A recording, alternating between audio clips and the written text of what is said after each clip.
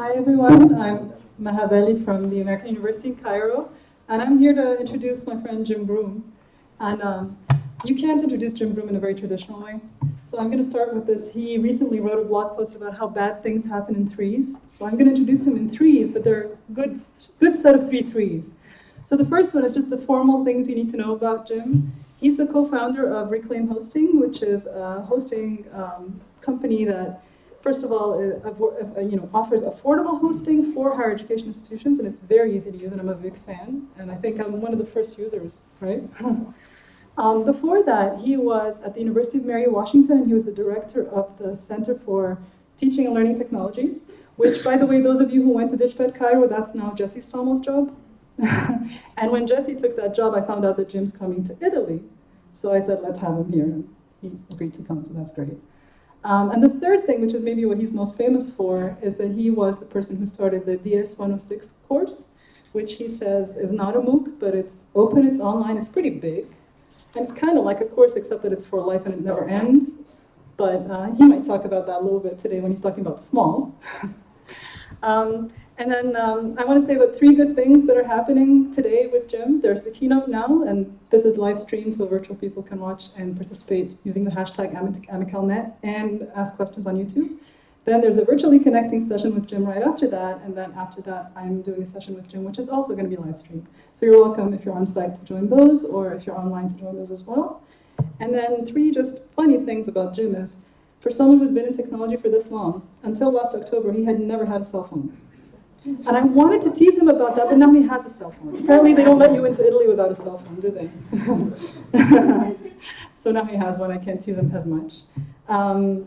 He blogs so much that sometimes he blogs 3 times a day, and then if I blog that, I blog a lot too, but if I ever blog 3 times a day, I say I pulled the Jim Groom, because that's what Jim does. And the last thing is, that while working on my presentation with Jim, it was really funny because I discovered that he doesn't know how to schedule tweets. So a lot of the tweets that are going out during this session and in the next few hours are scheduled tweets. I'm not actually sitting here tweeting every 5 minutes. I scheduled them in advance, so don't think I'm crazy. Okay, so I'll let Jim come and start his talk. Apparently I have to keep a timer on him. I'm going to try to tell him when there's 5 minutes left, and then hopefully there'll be enough time for questions from people here and people online. Okay? Thank you, Mama. I think it's good you're keeping it up. Probably a good thing that she's keeping a timer on me, because at some point they will have to stop me. They might have to drag me out of here. I'd like to start my presentations with the disclaimer. And so here's my disclaimer, as you can see. Your mind will be blown. So that might be problematic for some of you, and I just wanted to give you a heads up. And it's funny, President Hodges talked about the Silicon Valley rhetoric and ideology. This GIF is actually poking fun at the Steve Jobs mind-blowing Silicon Valley transformation. And in fact, a lot of what I'll be talking about today will be moving directly against that ideology and looking at questions of small. But I'm going to start not with some big overview, and that was a beautiful kind of discussion of the kind of history of where we are as librarians, and I don't pretend to anything as kind of eloquent and as kind of far-ranging as that. I'm going to get really, really small and really, really specific right away. So if you go to the next slide, you'll see, and I'm going to actually do a little driving. I talk pretty loud, so I don't think it will be a problem, but let me know if you do have any problems hearing me. And I am going to talk about this thing. This is an exhibit that we built last year at the University of Mary Washington. We called it the Umw Console. And I don't know, it's kind of a fisheye lens, and I don't know how you can see it. What we did is we built a 1985 living room, complete with paneling, right? There's a Back to the Future poster. There's actually a great little globe from 1985 that still has the USSR, right? And the kind of the way in which we had partitioned the world at that moment. You'll notice there's a few TVs. There's a perfect couch. All of what you see in terms of the furniture was found in our local university's storage. They just had it there. So we actually decided, we talked to the library and we talked to a group of people and we said, you know what? We want to create an exhibit. We want to create something that's a lived-in exhibit of a living room in 1985. So we found most of the furniture, but then we went on eBay and we bought the technology. And the beautiful thing about the 80s right now is no one values the technology. Like everyone hates VHS, cassette tapes. Like there's no value to that. So you can get it for dirt cheap, at least in the States. So we bought a ton of it, right? And all of this was done without any formal kind of recognition. And we bought the technology and we also went to the theater department and we said, we'd like to build some panel walls. So we built some fake panel walls, and that was actually the most expensive part. It cost us $200 in materials at Home Depot. So we bought this thing, and you might be looking at me like, what are you talking about? But I want to actually think about this for a second, because some really interesting things happened as a result of it. I'm going to actually hold it. Yeah. We actually built this thing from scratch, as I said, and there's a look at it, and there's a bunch. But what we did and how we did it, and this is one of the great consoles, right? Atari 2600, talk about early moments of the digital, right? 85 is an interesting year. It's when Windows released Windows 1.0. It's when the Nintendo NES came out. Mario, Italy's greatest contribution to world history, was about to change everything for gaming. I'm sorry, Italy. It's also when the domain name registration system, which we all take for granted, right, started, 1985, January 1. So it's an interesting year to think about the concept of technology 35 years ago, right? Is that, no, is it? Yeah, 30 years ago. 31, thank you. Someone can do math. That's us. I want to talk a little bit, like, this is a 1981 Quasar television we bought on eBay for $20. That's Sharon Stone. The movie is Total Recall, not actually time appropriate. For you librarians, it's an anachronism. I'm sorry about that. But we were testing this out. This is the actual VCR that I grew up with. It's a 1985 Panasonic. At the time, it cost $500. It was the Cadillac of VCRs. When our family got it, we sat around it and we all looked at it, right? And the blinking 12, as Dimitri was telling me to get, like we all would sit, right? And praise it. This was, in fact, the greatest education I ever had, might have been this box. This is actually a really interesting technology. This is called the Rca Select Division. Has anyone ever heard of this? It's a fascinating technology. It's actually, see that the day after? Do you remember that? Growing up being a kid of the 70s and 80s, this was our kind of like, what happens after nuclear holocaust, right? We all woke up, and this was kind of during the Red Scare in America in the 80s under Reagan. This is an interesting technology. It's actually a vinyl video disc that was so terrible in terms of its quality that they had to build a turtle-like carapace around it so you would put it in, never touching the disc, and pull it out, and the needle would come and play the video. It was basically the precedent to what would be the laser disc. And so I found a box of 50, because it only lasted, terrible technology, it lasted from 78 to 83. I found a box of 50 discs for like $30. I bought it up, beautiful. And the Rca Select Division, love this technology, right? All of the VHS went on eBay. If you have time, go on eBay and buy 2600 games now. Please, this is just 2600 porn right now, I'm sorry. Joust, right? I couldn't get enough of it. And this is actually what we bought. This is my son. I don't know how many of you remember. This is a 1985 game called Coleco Head-to-Head Football.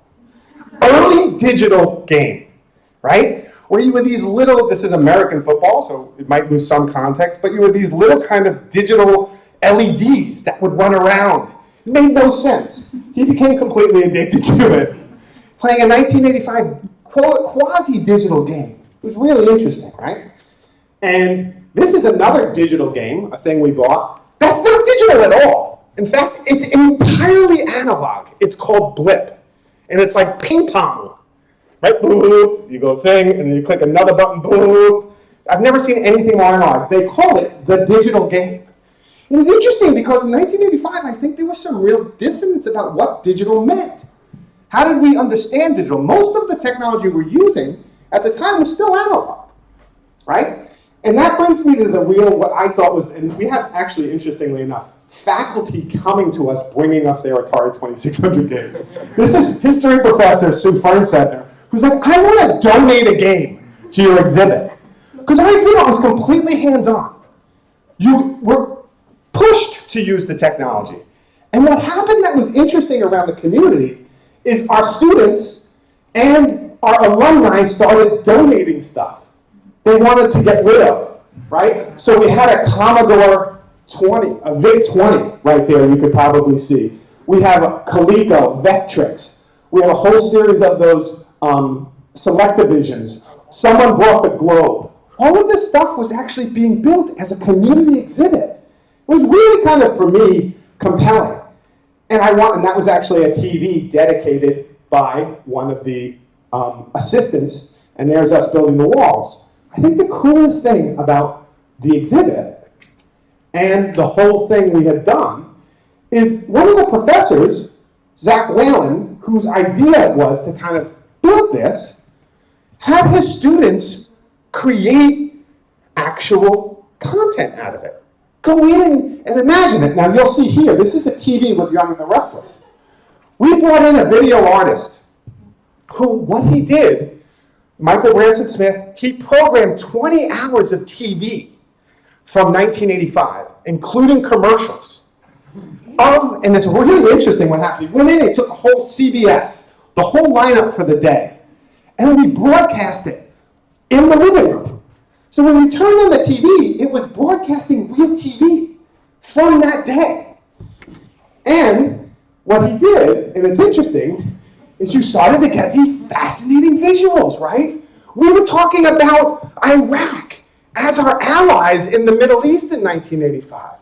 It's such a fascinating kind of cultural frame for how we understood our world through the media, how we consume that media. And far more interesting than the idea of the programs, although you may be a Young and Restless, were the commercials and how the commercials defined us. It was a really kind of fascinating example, and this was all day long. And then students took in a couple of vines, and they started building these amazing little kind of short digital frames around it. And we didn't only have the Select Divisions. We also had the Atari cartridges. We had the VHS, and they started doing some fun stuff. G.I. Joe Cobra, right? 3D, can't go wrong with Cobra. And then you notice here, look at the actual quality of that TV. One of the things we did, and I'm still blown away by it, is this wasn't just a video input to an old cathode ray TV. We bought from China an actual transmitter that transmitted the digital signal to the TV's antenna. So actually we had 6 TVs in the room all playing the same thing because it was on the frequency of that channel. So we were actually reproducing the effect of what it would be like to watch TV. And there's a good example of that, right? Florence Henderson selling dishwashing detergent on 2 separate TVs at the same moment.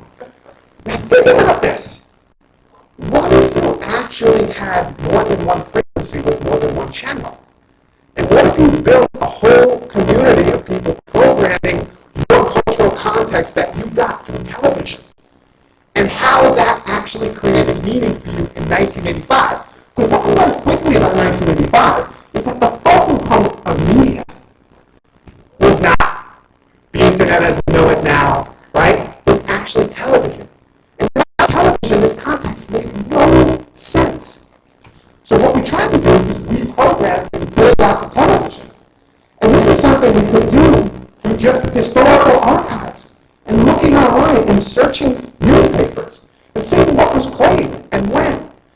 And there's a whole community of folks online, they call them tape heads. Has anyone ever heard of tape heads? These are people who, for decades, have used VHS tape to record TV. They just constantly recorded TV. And they have massive thousands of VHS tapes capturing TV for decades. And if you look at these people online as a community, you can actually reproduce television in its cultural context specific through the commercials. So it's this fascinating independent archiving movement that's been going on for decades that created this. And I'm just completely compelled by this idea, and we didn't stop at video. Right? This is actually a Sears catalog. Fascinating, right? I mean, all of these details, and a lot of this stuff was brought to us by our community. Now, we had the blog as a student who's saying, this is great. This is a student who's saying, let's see, she's there. No, we're not going to go here. So, I'm going to go here and show you something real quick. Look at that. That's the living room. And that's the prisoner playing on 6 different televisions, the TV series, remotes being broadcast to 6 different TVs. More than that, right? We got it to finally broadcast on 2 different channels. So there's the actual thing we bought from China, the transmitter. And look at that.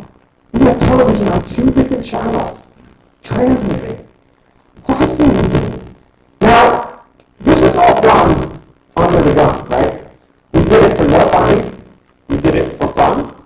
We wanted to create an environment that reproduced the early convergence of media in the home, right? The whole idea of the Atari 2600, cable TV, the VHS, at least in the US, was context around bringing you out of the billiards and those kind of, creepy places back to the wholesome living room, right? To experience this. What was crazy to me, has anyone seen Chuck Norris versus Communism, that documentary? If you haven't, you really should.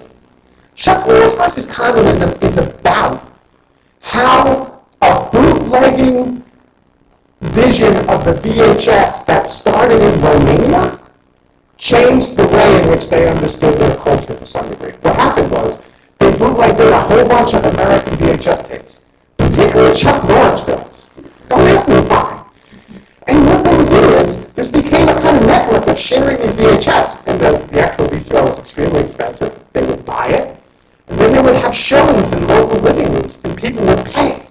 This was all illegal. This was all underground. But you would have these Romanians who would be listening to this translated or dubbed version of, say, Chuck Norris's MIA or Rambo.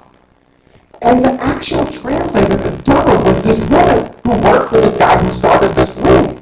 And she became a national hero. Because she acted out the films. And she talked about it. So the small, seemingly throwaway technology like the VHS became, according to this documentary, a revolutionary vision of another option. Now it's just so bizarre and discordant that option would be Chuck Norris or Sylvester Stallone. But they didn't necessarily focus on the people. They focused on the idea of a community that built independent of the structures it was created in, using a technology as reviled as the VHS. I found that completely fascinating. So anyway, the Umw Console was done completely underground. No one basically gave us any approval. We just did it, money out of our own pocket, and there was talk that it was going to go down. Someone was going to take it down because of the fire risk. That isn't true. Someone at the school started a Reddit campaign saying, my school has an exhibit in the tech center featuring old games, films, and records that you can actually play and hang out in. Unfortunately, is at risk of being shut down. 1,200 upvotes later, it became a kind of thing on Reddit, where people were worried that this thing that they had all investigated would go away. And it was fascinating to me about this moment of building a community with a small sense of technology that was in many ways irrelevant, but in many ways also completely relevant for the history of how we got to where we were. And interestingly enough, for about 4 hours, one day during my semester, internet went down. It just went down. We were using our Raspberry Pi and a transmitter, so people could actually hang out in the living room, play Atari 600, watch TV, read a book, and then no problem. It didn't matter that the internet was down. This was all analog television, right? This was not about the internet in some ways. It's just that kind of context difference. So what happened next is that we had faculty coming to us and saying, like, you know what, we want to program what's on TV. We want to teach in this space. So we want to have an ongoing program so people can come and watch shows and then critically examine them in the context of there. So think of it as a kind of distributed way of thinking about the classroom. A classroom happening in this kind of decontextualized space of 1985, where you would see the tech commercials. How many of us studied media already? To see how we were dealing with issues like race, class, or gender in 85 through TV. To see what that looked like. One of my favorite episodes that they played was The Jeffersons. And The Jeffersons dealing with college and the SAT. It's a radical episode. That was just happening in your living room in 1985. And so I was really fascinated about what could it look like, and then just take nightly news and look at the way we're talking about things like communism, right, and the Middle East as a context from the U.S. in 85, as deconstructing the way in which media produces consent and knowledge. It was a fascinating kind of moment to think about a technology outside of our interdependence upon all things web. Right? Much of it was made possible by the web. Without eBay, it wouldn't have happened. But in some ways, it was outside of it in some fascinating ways. So I'm really, as you can see, pretty excited about this idea of the console. But that's not what I'm here to talk about. And that's kind of why I'm thinking so much. Because what I'm here to talk about is this. Right? IT. Isn't this how IT happens, right? Let me see it. This is like IT 1985, right?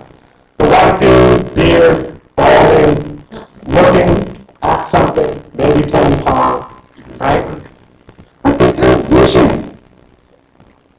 And this is how we understood the websites, right? How many of you are old enough in this room to have built a website in HTML at your university, right? Few of you, right? Do you remember doing those workshops? Here's how you write HTML. Body tag, header, right? And then the dreaded, now you have to FTP it up. Oh my God. Right? That's when you collapse. That's when you're giving the workshop and you're killing it and you're killing it and you say, okay, FTP. It's an internet protocol, right? And everybody in the room blanks, you know you've lost, go home, game over. This is kind of what we did as instructional technologists before we talked about blogs or wikis or LMSs. We had faculty create what early in the arena, a .NET artist, one of my favorites, talks about as the doctor-professor page. And these pages still exist, right?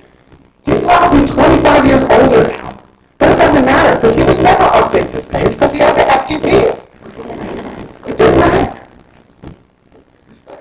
And then we have this technology, circa 1999, right?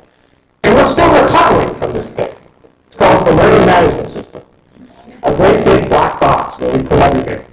And then we say, hey, what are you doing? What is happening? There's this thing called the web. It's stay away from it. It's complicated. It's messy. It's a fad. It's going away. Just keep everything here. Right? I don't think that's going to work out too well as a philosophy. And then we actually had to support it, right? We had to have people help us. And they want to look like this. What? Did you try turning it on and off? Why are you calling me? Who are you? And then, if I jump forward a little bit, the day of the MOOC. And I love this slide by Michael Ransom Smith, who was the video artist who came to UNW and did the living room with us. It all started in Canada. If you ever need any other reason to blame Canadians, right? Wasn't that the famous South Park? Blame Canada, blame Canada. That might not make sense, but anyway, it's a good movie. Bigger, longer, and uncut. And the day of the MOOC, we had this vision of massive. We were going to revolutionize higher ed because we wouldn't need professors anymore. We would record lectures and put them on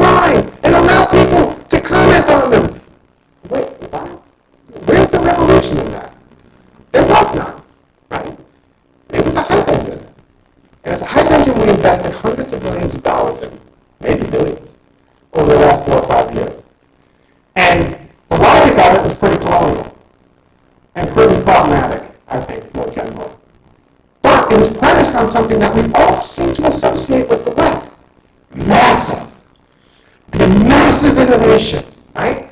And I think one of the things I'm going to talk about, I think Jeff was a little worried because I was going into that console. I'm like, is he going to stop talking about Atari 2600? Actually, he's right. I may not have. It's lucky. I'll talk about small. Doing things very small. In 1971, Schumacher wrote a book called Small is Beautiful. And this book was like in reaction to the crisis happening around oil in the 70s. And the crisis happening around how do we imagine big business as necessarily a massive endeavor. And he was saying, well, what if we rethink that entirely? What if we rethink our logic of economics around making it and keeping it small, scalable, and sustainable? What if we talk about the technology not as, necessarily always the newest, greatest thing, but as appropriate technology? What is appropriate for what you're trying to do? For many of the faculty I work with, the 1985 exhibit was very appropriate for what they were trying to teach. It was very appropriate for how they were trying to interrogate culture. I think I wore that one out. So, I actually use that as a concept to talk about one of the most important theories of the web. The idea of the web with the LMS or the central IT is there's one big system, right? There's one big corporation. You fill in the one big. And David Weinberger wrote a book called Small Pieces Which We Join. And he said, in fact, the revolutionary nature of the web is not one big anything. It's a whole bunch of independent nodes on the web building and sharing, creating via links. That was the revolution. In higher ed, what we did is we turned ourselves over to major systems. Blackboard, Canvas, right? There are many, many others in your particular neck of the woods that you would identify as a system that solved the problem. The problem with these big systems is they don't account for difference.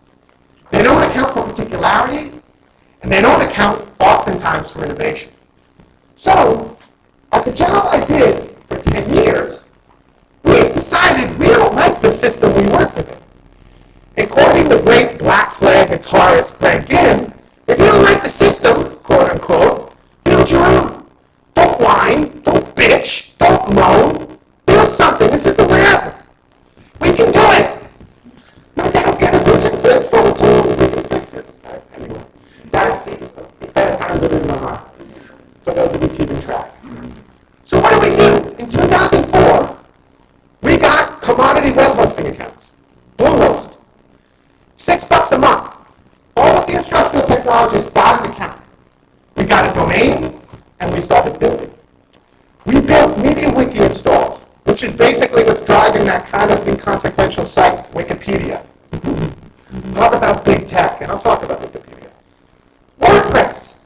WordPress now drives 25% of all sites on the web. 25%, think about that. Hundreds and hundreds of millions of sites driven by an open source application any of you can install simply for $6 a month. And that's expensive. You can do it cheaper. Crazy. And this is the group I work with at the Division of Teaching and Learning Technologies. Martha Burnis, Tim Owens, Andy Rush, Ryan Brazell. These are 4 people, or 5 people, including me. Yeah. We sat down and we started playing with this. And we did it for over a decade. And we had a particular ethos. Our ethos was try and experiment, and we had about 2 years of experimentation, but don't end there. Build something. So we did. In 2007, it started about 2005. In 2007, we built a publishing platform for our community as an alternative to the LMS. The idea being, what happens to content on an LMS? It dies. It goes away. It's deleted. This system was an open repository for anyone who wanted to share and build and take their work with them.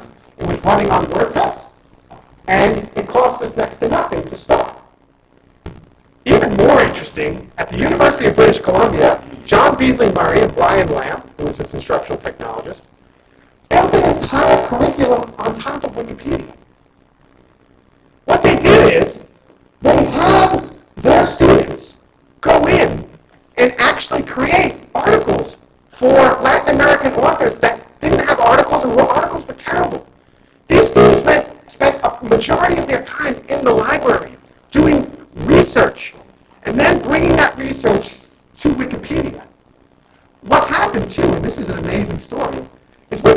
and someone said this yesterday, I think it was Lloyd, has a crazy political element to it.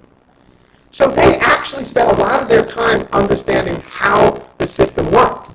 And there was a team that actually was called the FA team. I think playing on the A team, if you know that show, it's a US show. And it was called the Featured Article Team. The idea was not only put stuff up on Wikipedia, but make those articles featured. Get them featured. One small percentage of articles on Wikipedia get featured. This class had 3 featured articles. It had 5 good articles. And that's because a community on Wikipedia came out and worked with the students. Talk about an experience to understand how it will work. Let's talk about how much the infrastructure cost for this project. How much did they have to pay to keep Wikipedia running? Nothing. It's just completely free. And I think it was a really important lesson in the social and political construction of knowledge in our digital moment. Fascinating project. I still think one of the most remarkable I've seen, and that was in 2008. But it hasn't gone away. FemTechNet is a collaborative of scholars that actually intentionally take that idea and they do something called wiki storming. They get together as groups. They go onto wiki pages that maybe are underrepresenting women in the field of technology and beyond, and they challenge it. They enter the political fray. And they look at what is being framed by whom and why. That's a really interesting intervention in this idea of open technology. I love it. Another thing that happened, this is interesting, and I may not say the full story, is we had at our library a centennial, 2008. That was our 100th year anniversary at the University of Mary Washington, where I worked for a decade. And we wanted to do something big. We wanted to get images, thousands of images, out online to celebrate that history. And so they came, we built Vital. Does anyone know Vital or Fedora? It's a system that sits on top of Fedora. It's an archiving system.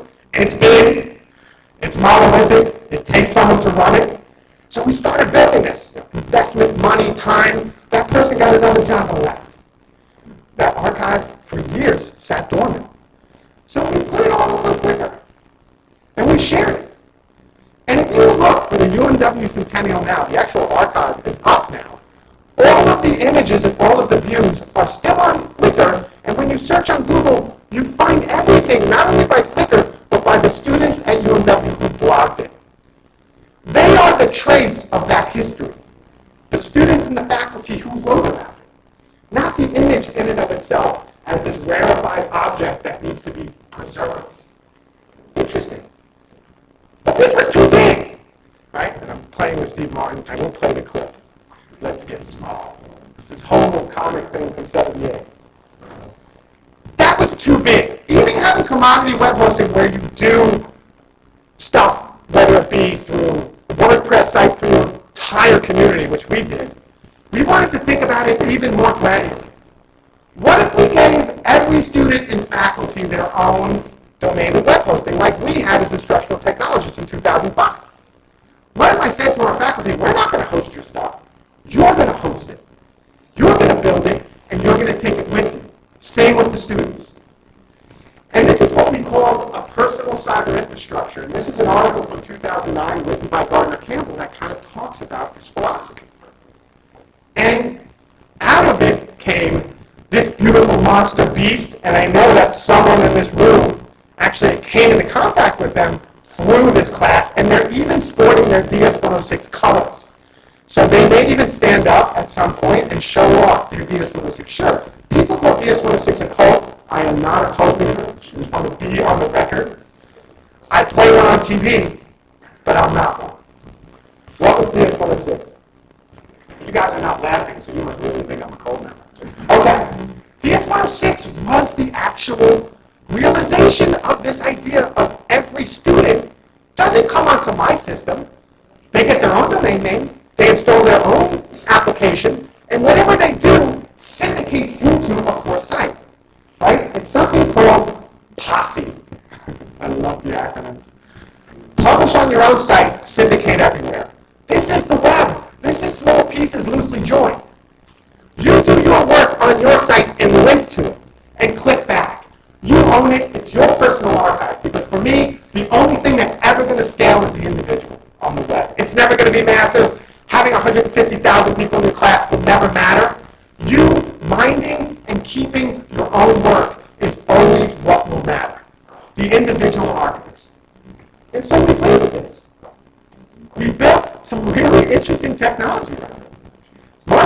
Burns built an assignment bank. Now what happens with this? Every student, yeah. Sure, absolutely.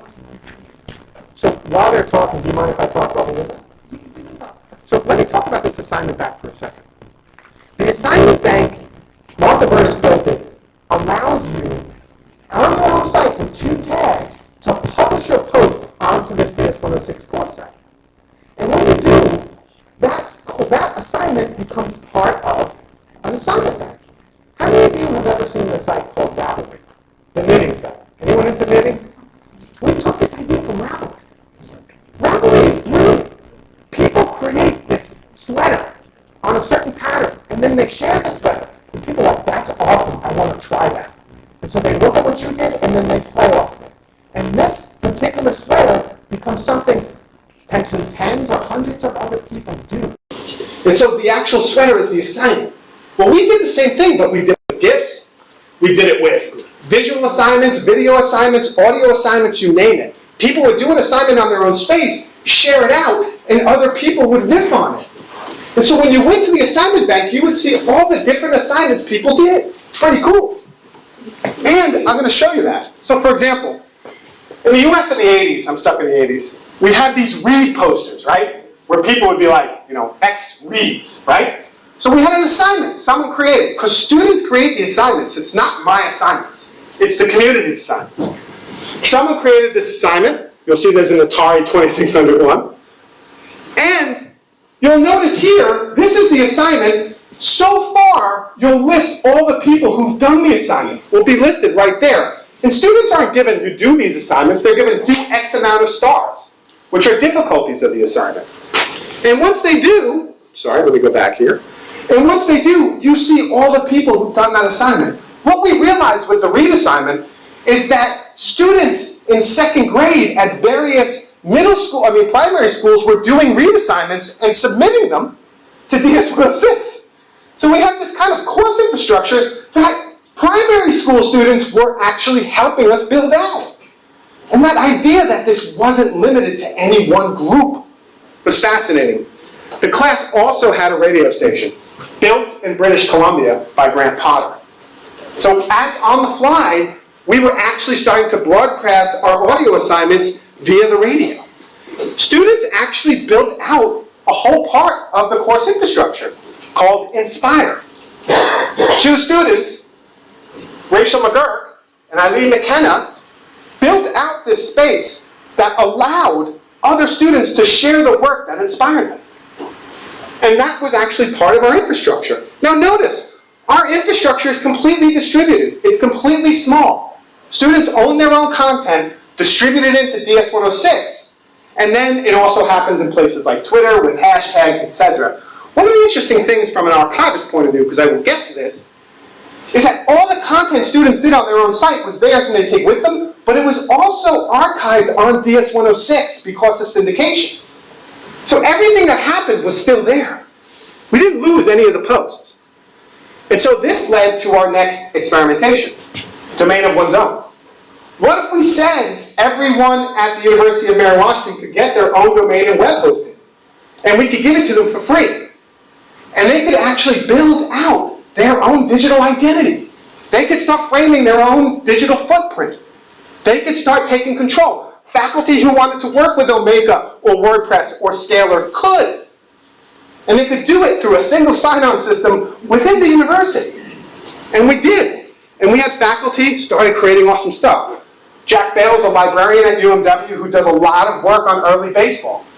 He didn't blog any of his work. He got his own site called WrigleyIvy.com about the Cubs field. And after he started sharing his early research of the Cubs, he started getting publications, researches, invitations to speak. He was published in journals like Nine. He became a kind of figure through broadcasting out the amazing research he was doing. Faculty actually built course sites on their domain. So it wasn't about their personal identity. It was about sharing research about the Taiping Civil War.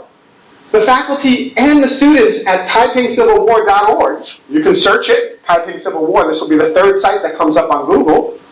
They actually, students using Timeline.js, a great free open tool by Northwestern, by using Google Maps, and by recording through Skype an interview with the person who wrote the book recently at Johns Hopkins about the Taiping Civil War. This is open education happening in practice through the classroom, made solid by a domain. Can I go 6 minutes? Gotcha. That's all I need. Now, it didn't stop there. You could create themes where you could put an entire book on and have people comment and annotate. This is just a theme in WordPress, right? A theme that comes up again in WordPress, at least for us, is there's nothing you can't do with it. Recently, the University of Oklahoma was experimenting with the domain of one's own idea. They created a Omeka, which we heard about yesterday, and several people talked about Omeka. They created an Omeka on the New Deal. And Omeka actually featured the work they're doing. It was all about Oklahoma, specific elements of what happened during the Depression in Oklahoma, shared and created by students, and then featured by the very people who create the application. Davidson College, a small liberal arts college in North Carolina, is using this idea of the domains for a few reasons. And I want to kind of point them out quickly. Developing technical and critical web literacy. What tools are we using to help our faculty, students, and librarians understand the critical elements of the web? Forge a digital identity. How important is it for you to forge an identity online? How important is it for our students? Reclaim ownership and control. And this is something I'm going to talk about. Explore the possibilities of blended learning and social pedagogies. Now, they say, Audrey Waters, for me, is one particular touchstone. They say data is the new oil, right? What people are forging is our data. They want our data, that's why Facebook gives us things for free, that's why Google gives us things for free. The product isn't free email, the product isn't, oh, I get to see my community on Facebook. The product is us. They're buying and selling us. And this is a negotiation you freely walk into, and I'm not saying it's necessarily bad, but how many of our students understand that? And are we critically examining what that means for us? I mean, we talked about it. The President Hodges talked about this being a CIA camp in '66. Post-Snowden, NSA. This isn't crazy talk. I'm not a conspiracy theorist talking about it might be important to think about your own privacy online. That's pretty much established now. How we do it, though, and how we have structures that help us do it is another question. One of the things that people are working on is actually small tools. Go even smaller. Brian Lamb and Grant Potter up at the University of Thompson Rivers University and the University of North British Columbia are working on these things called SPLOT, the smallest possible online learning tool, or learning online tool. It's not very clear what it means. The idea is, you just have a tool with a form that people use. They can be anonymous and they submit something, right? One thing, a writing tool, an audio tool, an image tool, right? You want to create an image library for your students? One tool, one form, completely simple. You don't have to identify yourself. And that's the idea of the SPLOT, and it's really powerful. Other things like Sandstorm. Sandstorm is a new kind of server infrastructure that you can install and have applications like Etherpad or file serving. And they're actually doing some very interesting stuff. It's an alternative. Talk about alternatives for everyone. DigitalOcean. DigitalOcean provides an entire infrastructure for schools, libraries, students that's really affordable. And you can completely circumvent IT entirely. So the idea of, I could never imagine doing this, actually you could. And I won't talk about it, but this idea of Docker, this idea of having complete applications in a container that move from server to server is really, really powerful. And this is some of what's on the horizon, and it's some of what I think will interrupt what's possible at your universities for a lot of money. Because none of these require huge systems. They're all small. They're all affordable. Now, I want to end talking a little bit about the archive team. Because this is my basic point of this whole presentation. The archive team is a group of renegade archivists. That's what they are. And that's what they identify. And what do? They look for failing Web 2.0 sites. Sites we've invested in, we put our materials in, we put our life in, our digital life. Those that are going away, like Posterous, right? Like Blip TV. There are many others, like GeoCities. They go and they actually archive them. And I'm really fascinated. It's led by this guy named Jason Scott, although he's not he wouldn't call himself a leader, but he's often associated with it. 2010, he and a bunch of other people all around the world archived 2 terabytes of data from Yahoo called GeoCities. They had bought it for $3 billion, right, in the turn of the 90s during the first dot-com bubble. And in 2010, they decided to destroy it, to get rid of it. But not even like keep it as an archive, to destroy it, to delete it. Delete 15 years of the web's history. The archivist in you is dying, right? I know it isn't me. He said no. Not an institution, not a formal archive, not something grant-funded.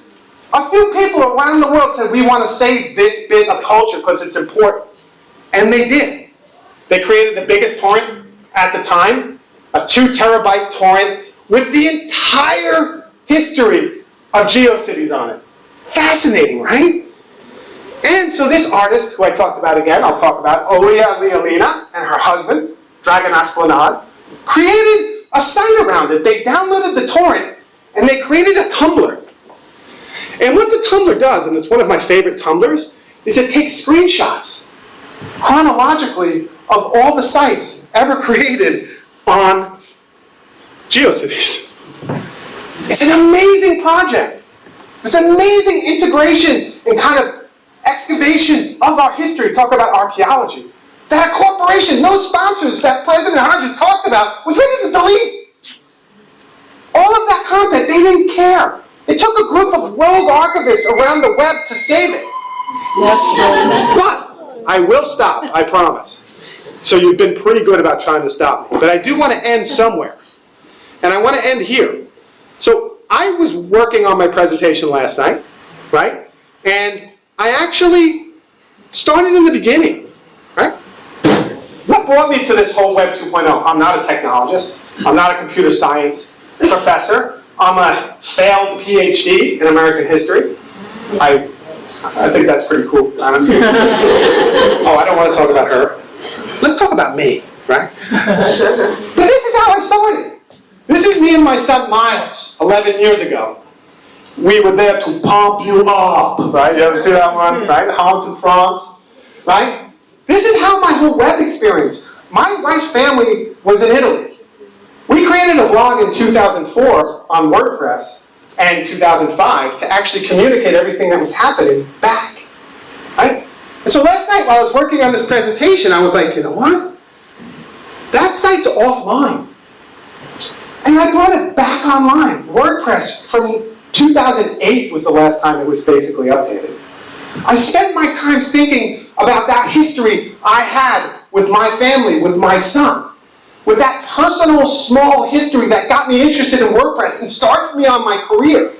That's what mattered. In the end, this idea of archiving and creating our sense of the web that matters to us. The only thing that will ever scale on the web is not massive. It's the one. It's the individual. It's the work you're doing and then can share openly through a linked community with others. The more we give over control of the web we inhabit, the more we sacrifice a free and open web. I think for me, there are many battles to be fought, but the most important one, and the one I would leave you is, how many of you have a site like this somewhere? Have images like this, whether it's on your, I don't care if it's on the web, whether it's on your computer, that you know you have to archive, that you know you have to contend with because you're afraid of that hard drive going bad, or that site going away. That, to me, is where the whole thing starts. With you stopping, taking inventory, and doing that. That's the web. That's the digital world in which I think any of this is going to matter. The smallness of us taking control of that bit of the web, like the archive team did, to save a huge cultural relic, like GeoCities. I mean, fascinating to think about that. That had to be saved, right? Like the Roman Forum. It's crazy. So anyway, with that, I'll end my talk, and thank you for the time.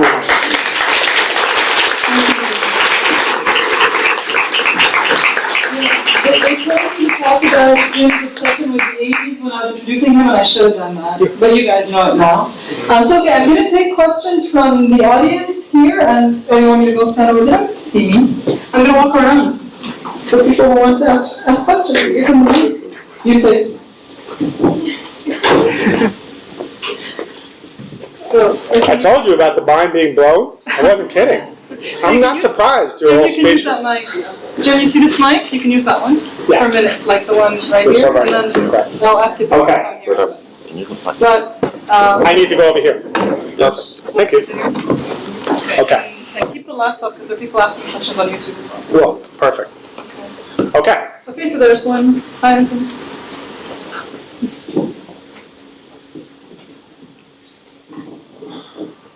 It's so funny because last night I binge torrented the current episode of The Americans. I don't know if you're following that show, but it's about two Soviet spies who are a family in Washington, D.C. in the 1980s. And last night's episode, they were watching the day after. And it was all about that episode, or that film. And but it's interesting. I guess I just want to make that comment because I was watching the 80s through a current television paradigm, having lived through the 80s, and now seeing your project there. It's interesting it would be very interesting to do a project with the students where they could actually watch how the 80s is mediated now through the media versus how the 80s mediated itself. Yeah, I agree. And that stuff to me is like the endless interest. One of the things that I've been thinking about, and Zach Whalen was the professor who I worked with together on that, what would one of these look like 10 years later? So think about 95, Windows 95, like modems. Nintendo came out with the first virtual reality game in 1995 called Virtual Game Boy. It was a horrible piece of technology, and I really like the horrible technology because it was actually like you would put your head in it, like we're seeing all the kids with the VR now, like, oh, this is cool. But it was the same thing, but you had to stand because it was so heavy.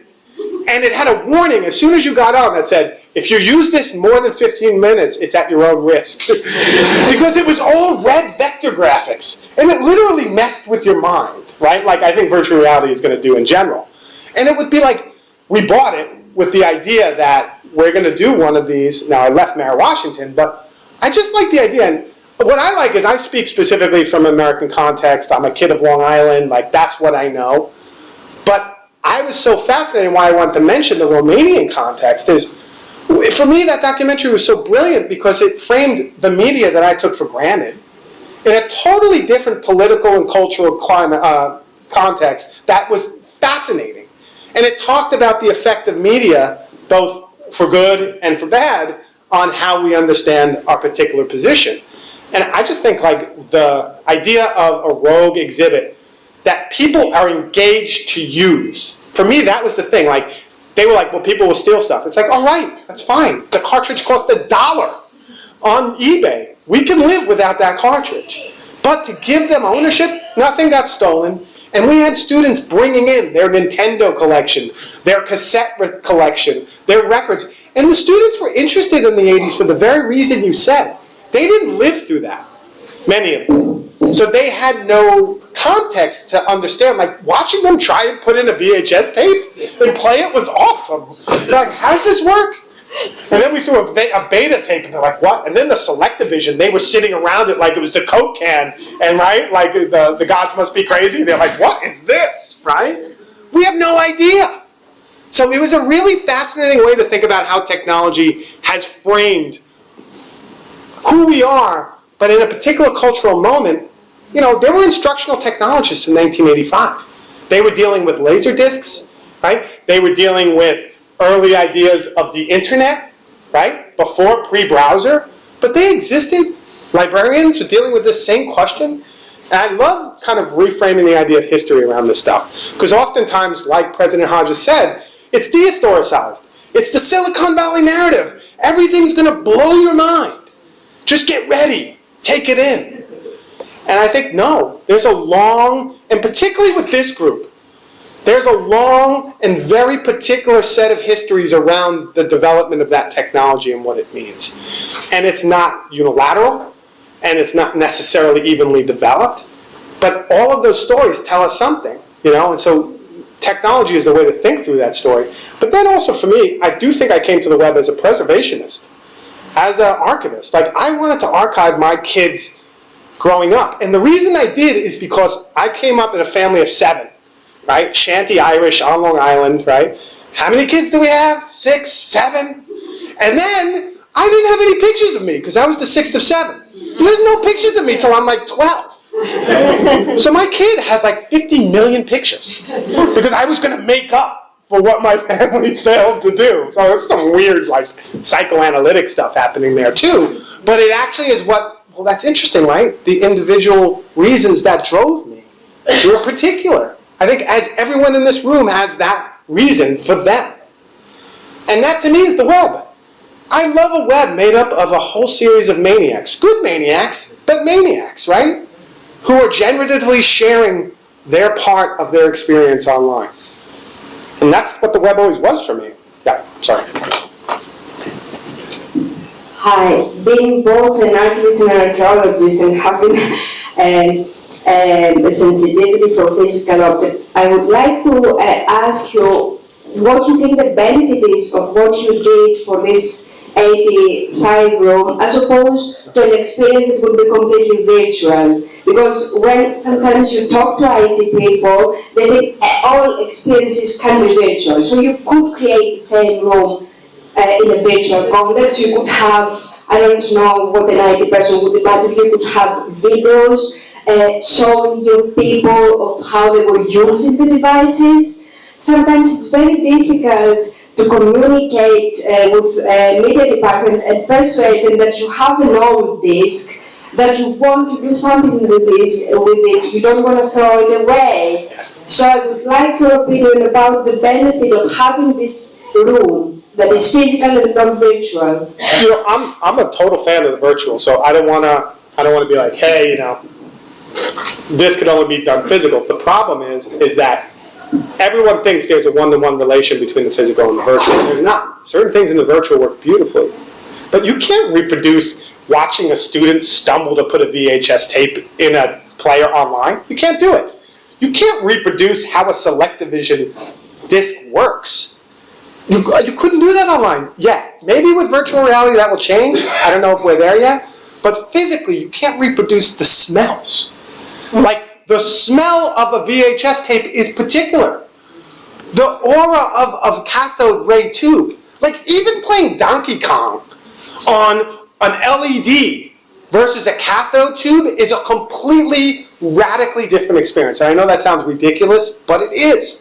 Watching TV like The Young and the Restless on a cathode tube that actually jumps and is completely low resolution is part of its experience.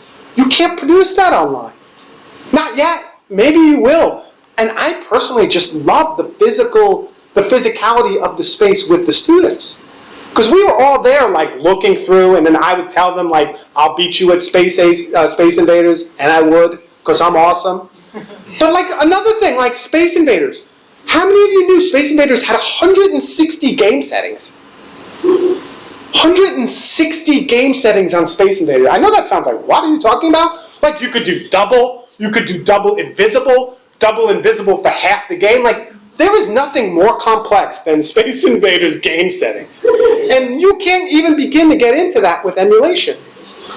So I really think that there is no substitute for something like this. And also to make the point that when that virtual experience goes away, like the internet was down for 4 hours, this stuff, it existed outside of that time. Right? We are always controlled by the medium within which we're mediated by. I think the coolest thing about the virtual physicality of the exhibit is it gave us an opportunity to jump out of that. If not for a moment, because I'm not pretending like we reproduced 85 and everyone was running around with parachute pants. Time capsule. Exactly. And it was the funnest thing I ever did. And talking about time capsules, I'm being timed out. So thank you all very much. That was great. Thank you.